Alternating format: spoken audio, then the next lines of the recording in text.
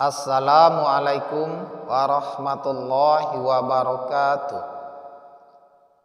Bersyukur kepada Allah Subhanahu wa ta'ala dengan mengucapkan Alhamdulillahi Rabbil Alamin dan berselawat buat Rasulullah Sallallahu Alaihi Wasallam.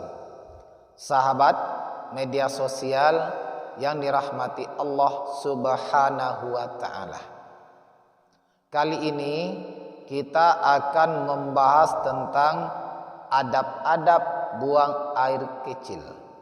Bolehkah dilakukan sambil berdiri atau diharuskan duduk atau jongkok ketika buang air kecil? Sahabat media sosial yang dirahmati Allah Subhanahu wa ta'ala, buang air kecil dibolehkan sambil berdiri. Hal ini sebagaimana hadis riwayat Imam Bukhari dari Hudzaifah radhiyallahu anhu, yang mana Hudzaifah ketika itu mendekati Rasulullah sallallahu alaihi wasallam yang sedang buang air kecil. Lalu Nabi sallallahu alaihi wasallam berkata kepada Hudzaifah, "Udnuh, mendekatlah. Kemudian Hudzaifah mendekat sehingga tiba di depan Rasulullah sallallahu alaihi wasallam. Lalu Rasul setelah bersuci, berwudu dan mengusap kedua khuf atau sepatu musim dingin beliau. Jadi hadis ini menjadi landasan dibolehkannya seorang muslim buang air kecil sambil berdiri. Hanya saja buang air kecil sambil berdiri ini bertentangan dengan etika, sopan santun dan adat istiadat.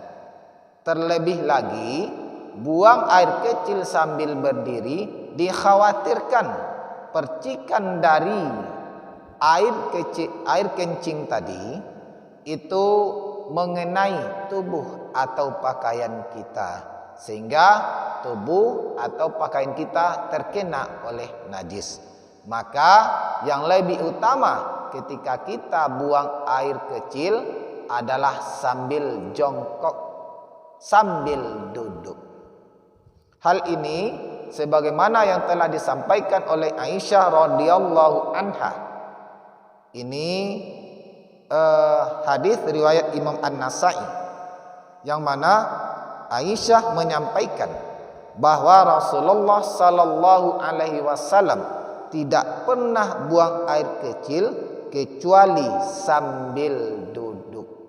Sahabat media sosial yang dirahmati Allah Subhanahu wa ta'ala, maka ini menjadi gambaran bagi kita bahwa sesungguhnya etika adab daripada buang air kecil diutamakan kita jongkok, kita duduk ketika buang air kecil.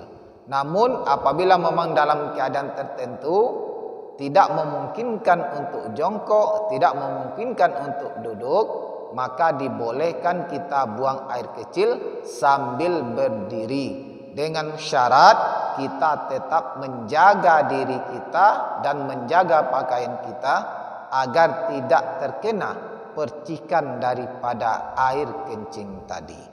Mudah-mudahan bermanfaat, mudah-mudahan dapat kita ambil hikmahnya di dalam kehidupan kita, dan mudah-mudahan dalam beribadah kita selalu mengikuti apa yang telah diajarkan oleh Rasulullah sallallahu alaihi wasallam. Subhanakallahumma wa bihamdika asyhadu an la ilaha illa anta astaghfiruka wa atubu ilaik. Assalamualaikum warahmatullahi wabarakatuh.